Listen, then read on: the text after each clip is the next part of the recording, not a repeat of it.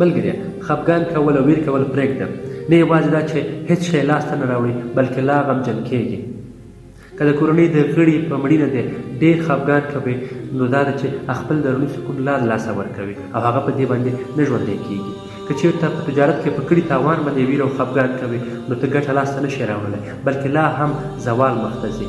او که چېرته د خلکو او دښمن په منفي خبرو باندې سوچ کوې، چوټونه وهې، نو هغه ته بریالیتوب په برخه کې او ته لا په ډپریژن او خفګان کې اخته کېږي.